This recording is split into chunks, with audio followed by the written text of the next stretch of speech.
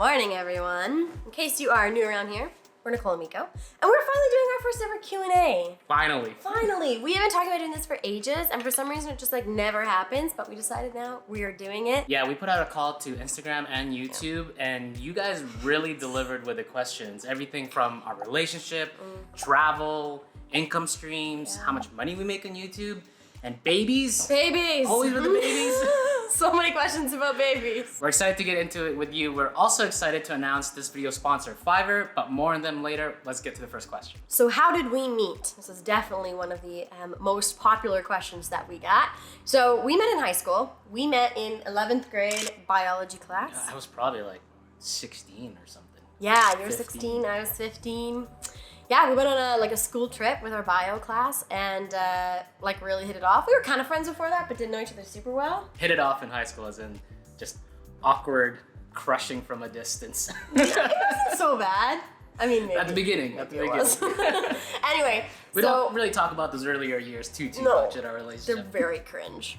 So we met on this school trip. Well, we really clicked on this school trip. To Western Canada. Yeah. It was like a marine science center, as you would when you're in biology in high school. Yeah. This is where all good romances begin. Yeah, I mean, it's the fundamentals of a good relationship. And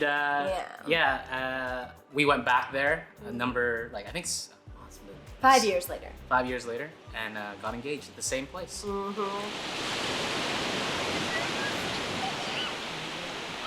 It was really, really lovely. And we got married in 2014. Yeah, that which seems like forever ago now. We were babies, to be fair. Yeah. I was 22, Mika was 23. Sometimes I still wonder how everyone let us get married at 22 and 23. But it's Our family has a lot of faith in us. Yeah, it's almost 10 years, everybody. Yeah. So It's worked. Says something. And that kind of leads us into our life before travel, which was another question that came up a lot. So life before travel was obviously work. I am a social worker back in Canada. And I worked as an engineer. We had a house and a dog. We still have a dog. My sister and her husband care for her. They care for her so well. We are so lucky to have them. So she's still living her best life in Canada. And Yeah, we did the whole school and work thing, and then just work and work thing, and then work and dog and work thing for... Dog work and house thing. Dog work and house thing for a number of years, and then... Then we were like, Yeah. we need to change. Yeah, we were always really big in travel Yeah. before we took it full time. We would do big trips, as many vacations days as we can, packed into one trip, checking out a number of different places. Yeah. But we had always dreamed about doing it full time. Actually, another question that we did get a lot was who initiated full-time travel? Which one of us had the idea? I think it was our trip to Vietnam and Cambodia. We have the same memory. Yeah, long time ago. Not a long time ago, but a number of years ago, we had a trip 2016, I think. Yeah. We had a trip to Vietnam, and we were at Ha Long Bay, and we were kayaking, and we just had a great time. And we were talking to all the travelers around us, and it was interesting to hear that Nicole and I we were gone on this trip for a month. That was the most that we can get off of for vacation from work. And everybody around us in Ha Long Bay on our kayaking trip, it's 3-month trip, 6-month trip, 1-year trip. In our minds, we had an insane amount of time for vacation, but to everybody else around us, once we were on the vacation. When we were on vacation, it's no, they've been, it's possible you can go for longer. Yeah. So then fast forward, we were a couple weeks later, we're in Cambodia, and then you're on the Remmer Roke, or I forgot what it's called. It's a version of the tuk-tuk or the tricycle. Yeah, we're just driving along to this bomb museum, and I just remember feeling so free and so happy. It was the pinnacle of happiness, and we looked at each other, and I remember in some ways I feel I'm the one who really sparked this and made it happen, because in that moment I was we have to do this at some point. I have to do this full time at some point. The trouble was we were starting our master's degrees 3 months later. Yeah. So that was kind of this was our trip before our master's degrees to really get it out of get travel out of our system. But what it ended up becoming was, let's plan for once we're done our degrees, we want to take some time off and travel. And that's what we did. Yeah. So we started hardcore saving, and I think for us, we just really dedicated ourselves to this idea that one day we would travel full time. You guys travel so fast. Can you speak about burnout? To me, burnout actually doesn't come from traveling so much as it does from YouTube. Like the work that we do all the time behind the scenes to bring you guys videos like this one. Yeah, what you see on like YouTube and our vlogs is probably only like, what, 10%? 10%, I'd say. Of the time that of us like actually traveling. Yeah. The rest is like either moving from one place to the next, actually traveling, or the rest of that is working on YouTube and working on being on our computer. We actually have been looking at different places for some help. A big place that we've been looking at is Fiverr. And if you're not familiar with Fiverr, Fiverr is an online marketplace where you can find people who offer digital services. So freelancers who offer all kinds of services. Honestly, anything. Yeah. So not too long ago, we actually went into Fiverr and we looked for a video editor. Yeah, because something that's challenging for us is we want to film so much, but then we just don't have the time to edit it all ourselves. Yeah. So by hiring an editor, it allows us to kind of add and upload to our schedule that we just don't have time to do the edit for ourselves. So we got so lucky. We found this incredible editor who we have just come to absolutely love. And it's still like lots of back and forth because we really love like the feel of our videos and they're kind of like, they're like our babies. We have found this incredible editor who is able to help us and make sure we get out more content in like a month's span. Yeah, we're really excited because we already have a video on our channel that they have made and we have kind of polished off, and that has basically enabled us to put in some more time to travel more and also put out some more videos in a regular week. So we are excited about how much more we can do now that we have a little bit more help on board. Yeah, a bit of help. If you guys want to check out Fiverr for yourselves, we will leave an affiliate link down in the description below with a 10% off promo. And keep in mind that like you can hire someone on Fiverr for literally anything. Someone asks, what is the most unexpected benefit of travel? Full-time travel. Yeah, there actually are a few unexpected benefits. Okay, I think the same thing. Oh yeah? We talk about this a lot. We don't have to clean anymore, you guys. Like, I haven't touched a vacuum in like years. Years. It's actually so amazing. But because we swap accommodation like usually at least once a week, we barely clean. Like obviously we do dishes and we sweep, but like we haven't had to like get into the nitty gritty corners of a house in a long time. By the time it's like starting to get dirty, it's like perfect, it's time for us to leave. That is an unexpected benefit. I really like this question. How do you find your different ethnicities impact your travels? I actually think it's a total benefit that we are like different races. I feel like we're different races. Oh my god. I feel like in so many parts of the world that we go to, at least one of us blends in fairly well, and I think that's an advantage. Yeah, right? It's like kind of blend in with the locals. So I feel like it's like a little cheat code. Nicole can or I can. Yeah. What do you guys argue most about when you're traveling? Probably YouTube. Yeah, I was gonna say it's nothing to do with travel. We love you guys, but it's hard. Creative differences between two people, no matter who they are, they could always create some friction. Yeah, well, I think that actually the creative part isn't so bad because we've like I think we figured that out pretty well now. We've already disagreed. You see that? It's already happening. I was gonna say it's like, it's just like the stress as well. Like there's so much work that goes into like keeping up a YouTube channel, and it puts a lot of stress on us. And sometimes it's like, I just wanna like go out and explore the city and I don't wanna be sitting behind my computer. That 100% happens. And so like, I think it's just like, there are times where we realize like we're working too much, like we need to just get out. I think it really comes down to stress. Let's disagree on what we disagree about. What is the worst / scariest experience you've both had while traveling? We have had very few scary travel experiences. Like we have been on the road a long time and it does not happen a lot that we have an experience that we're like, whoa, that was terrifying. It really doesn't happen a lot. So I think I should preface my answer with that point. I would say I think the most scary travel experience for me happened in India. We were in Mumbai. We were with like a local. It was late at night. That was dark. We were at a super, super, super busy place, like jam-packed, and people everywhere. And we're just like walking along. I'm walking behind this local person we were with, and out of nowhere, well, it felt like it to me at least, I'm just like walking, and out of nowhere, a hand reaches across and grabs my chest. And I remember this moment so vividly. I just like froze. This person disappears in the crowd and I just start bawling. And I still to this day don't know if it was for sure intentional. But unfortunately, something that I had heard about from other female travelers in India, and I've seen online as well, is that it does happen that if there's going to be anything kind of bad that happens to people in India, it's actually usually women getting groped. As a result, it like really felt intentional to me because I'd heard a lot about it. I still don't know if it was or not. Maybe it was an accident. Whatever the case, the end result was that I felt super powerless, violated. Yeah. I just felt gross and dirty. And I think possibly the biggest like problem that happened from it was actually that like my view on a whole country, like just in that second, shifts. And so I remember taking the rest of our time in India. We had about a month left there after this happened. And I remember that whole month like really working hard to like change my mind about India again. Because like in my opinion, like I can't have one bad thing happen and like paint, you know, just a whole country with a big broad brush stroke. Yeah, I do remember after that, Nicole was crying, like visibly crying, and somebody on the street, This was so nice. who was like selling like candies and sweets, ended up giving Nicole like a free bag of candies. He couldn't speak English, but he just sees that Nicole was so like nice. in distress, and he's like, Well, I remember him, he like through the person we were with, she helped us translate and told us that like, oh, like this happened in front of my shop, like I'm so sorry that happened to you.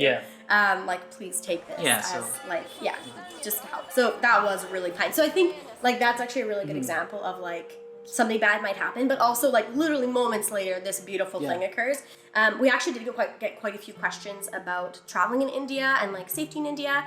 And like truly, guys, we love India. Like again, this is just one moment of a couple of months that we spent there. It is 100% a level up on the travelometer. It's a little bit more intense than most places we've been it's to. beautiful but intense.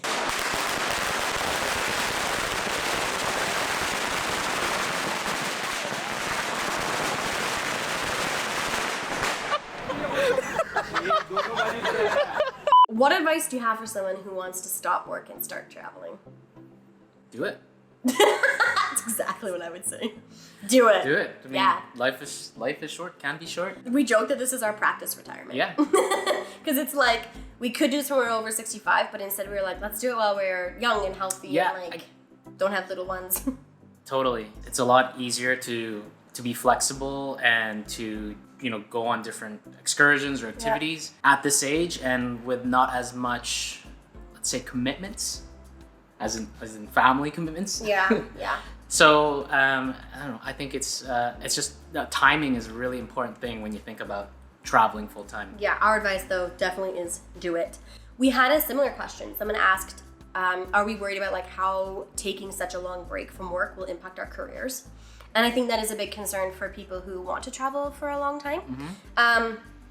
The answer is we're not honestly that concerned. Like, of course, it sucks with this gap on our resume. It's not great. It doesn't look great. Personally, that's not enough reason for us to not do what we love. Yeah, I have definitely spoken to somebody who has traveled for 3 years consecutively. And when they came back, I was interested to hear his experience because when he came back, he actually found himself to be like, you know, let's say maybe like 4 or 5 years behind his peers that, you know, maybe it was at the same level before he left. 4 or 5. He was only gone for 3 years though. Yeah, I don't know. I don't think that was true. I remember this guy. Yeah, I remember him saying that, he felt like there was a gap when he got there. Yeah, that's right. Oh, But that's right. within a year, he was like, the gap was gone. Yeah, that's right. That's what he said. Yeah. Good story. Cool. I do remember him though, and that was significant for us to hear. Yeah, because it really made it sound like, you know, it's You make it probably up. it's probably obvious when you get back after like a long trip. Yeah. That yes, you know have forgone some years or some time traveling. Yeah. But then after a couple years, does it really matter? Yeah, he said it sounded didn't matter. Absolutely not. And I have a feeling that's going to be the case if we ever decide to come back. What do you dislike most about traveling? Living out of a backpack is okay. It's the moving. It's like moving all the time, always moving. I was gonna say booking accommodation. Just forever. You're just forever looking for the next place you're gonna live. How long did you save for this adventure and how much did you save? We actually made a video on what we spent in traveling. Nicole and I keep track of like all our expenses and how we saved for it. Spoiler alert, it wasn't anything special. We didn't win the lottery or anything. We just... We're not rich, We're not. secretly. Yeah. We don't want to get into it in this video because I think it'd be way too long. But we made a whole video on how much money we saved and how we spent it in our first year of travel. And I think ultimately the video, I think it was 35,000 US. I think 36,000 US Something first like year, that. something like that. And that's for 2 people, so like 17,500 US Each is what we saved for 1 year of traveling. So, and I think we saved up for to do this for maybe I think a couple years. We haven't done a video on how much we've spent in our second year of travel, but I know it's less. I want to say at least 6,000 US less in the second year, and I think that's just due to slow travel. Like we just move a lot slower, less flights between places. Yeah. If you guys want to see a video on a breakdown of that of a second year of travel, let us know. Maybe we'll make one. Any tips for people who are going to backpack very soon? Pack less than you think you need. Yeah. Man, overpacking, guys. It just sucks because then it's like you have all these things that are probably new and nice, and you have to ship them home, and that costs a lot of money. But I really do think that a very common mistake when you first leave is just overpacking. You can get everything on the go. You can. I think we pack a lot of things, but I mean we've been doing it full time for a couple of years, so I feel like it's justified. And also we're doing YouTube, so there's tons of camera equipment and stuff that we have. Funny enough, we left with only carry-on bags. Yeah, and that was good for like 9 months. That was amazing for the first year, and then we started YouTube, and we really needed some more space for camera gear. If there weren't for YouTube, we would 100% still be doing carry-on because it was the bomb. How many days off do you take?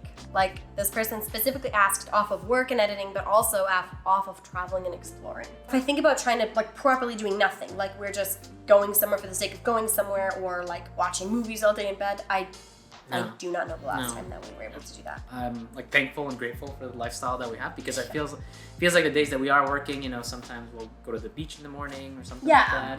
We'll try and give ourselves 2 hours of just off. So, but I think we don't really I don't know the last time we took a full day to do something that wasn't related to this life. But what I will say is really important is that I actually think that we probably work more now than we did at home. I think we put in more than 40 hours a week for sure.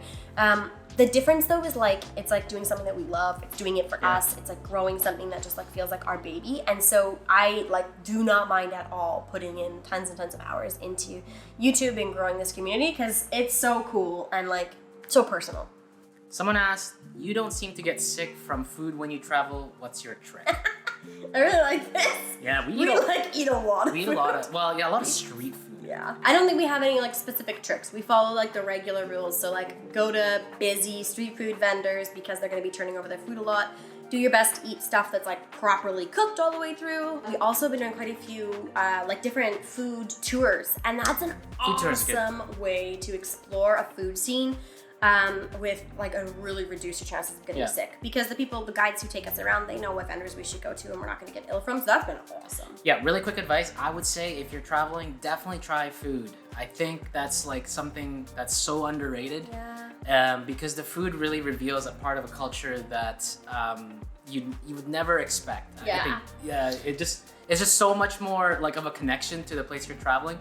And what we found when we talk to other people who've been to who is from country X, and we've been to that same country and we tried their food, the moment we say, oh, we tried your bandejo paisa from Colombia, the national dish, and they're like, oh man, you tried that? Yeah. How was it? They always light up. Even way more than if you just say, oh, I've been to Colombia. They're like, oh yeah, that's cool. But if you tell them you eaten their foods, they're like, wow! Yeah. And we love that. It's such a cool way to connect with people from different places around the world. Yeah, it's amazing. Mm-hmm. How do we deal with our health on the road? So we do have travel health insurance. We use Safety Wing. We love them because they're super, super flexible, which is obviously great for us because we don't really plan very well.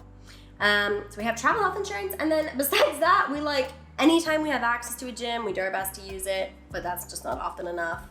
Try to do a lot of our own cooking to keep a decent balance of our health, of our nutrition. Sometimes we plan activities around hiking or something like that, because we haven't really been to the gym in a while. We should maybe do a hike or something. Let's go hike for 10 days. That would be a good idea. Yeah, except now it's been a year since that hike, so bummer. We should probably do it again soon. Are we having kids? I don't know. We don't know. Are we? I don't know. Actually, I should have answered. Oh, we didn't show you guys. Here's our baby. No. We have no idea. We're not really sure. We're actually so on the fence about it that we almost wish that the other person would just make a decision. We often say that. We're like, I really wish you felt strongly about Yeah. yes or no to kids, because that would make this decision so much easier.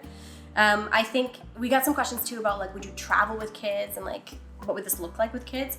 And I mean, yes, we would definitely travel with kids. It would just look so different, and that's definitely part of our decision, I think, is that we absolutely love traveling full time, and I think doing that with a small human would be incredibly challenging. Not impossible. Yeah, not impossible. But it would be very different. Especially in the first, like... Forever. First, especially the first 18 years. So, we don't know. Yeah. When the day comes, if we want to do it, then we can do it. And if we decide it's really not for us, then it's really not for us. We honestly don't worry about it too much. Yeah, at this point we've decided it's just now is not the right time. So, we're just going to leave it alone for a while. Before we get into some finance and money related questions, we figure we kind of do like a rapid fire round. Yeah. And Nicole has a whole bunch here. Yeah, we got a lot of questions I think we can try to answer quickly. So, really fast. How many languages do you speak? 1. Literally 1. What's your favorite city you have ever visited? Medellin. Ushuaia, Argentina. Okay, what is your top bucket list destination? Somewhere in Africa. Kilimanjaro. Okay, for me it's Pakistan. What is your favorite country and why? Off the top of my head, Sri Lanka. As a traveler, maybe not to live there, although I would love to live there. I actually really enjoyed Jordan. Beautiful sights, great food, Jordan's really so nice good. people. Who books accommodation when you are traveling? Both of us, but Nicole approves it. Yeah, if I don't approve it, we end up with like no Wi-Fi or no air conditioning. Wow, one time I booked a place with no Wi-Fi, and I'll never forget it. Do you have any siblings? I have 2 sisters, older and younger. And I have an older sister and a younger brother. What places did you travel to before starting your full-time adventure? Together, we had probably been to maybe 10, 12 countries, something like that. Yeah. We'd been to the UK, Denmark, France, Yeah. Australia, New Zealand, And then Mexico, Cambodia, Vietnam, Thailand. Dominican Republic. Yeah. Miko had been to Japan before. Japan. Yeah. And then I'd been like all over Europe. How old are you both? 31? 32. Do you ever miss the snow? No. What is the best place you've ever stayed, like accommodation-wise? The Wadi Rum. Oh yeah, that was pretty cool. That was super pretty cool. Yeah. We stayed in like the bubble domes in Wadi Rum and just had a complete view of the stars at night and the red. It's cool. The red desert. It was Yeah. magic. It was awesome. I like that. Yeah. What is your favorite YouTube video you've ever made? It's probably a tie between Patagonia and Salt Flats in Bolivia. Oh yeah. I was gonna say Patagonia, but I think you might be right. Salt Flats was a really good video.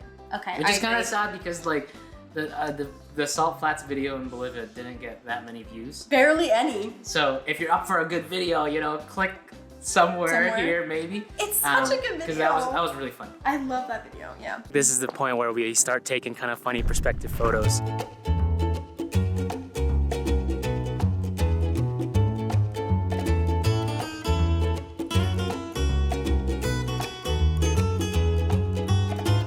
Okay, cool. That's it. Those are rapid fire questions. How much money do you make off of YouTube? This is part of like a broader set of questions about how we're sustaining ourselves while we're traveling, how many income streams we have. Yeah. I think that's kind of an important part about YouTube is like the idea is like you start with YouTube and YouTube ad revenue.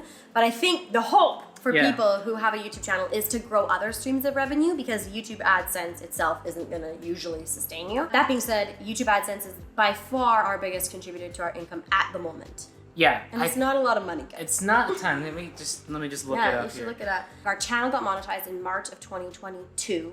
Yeah, March of 2022. And to give you an idea, why don't you do all time?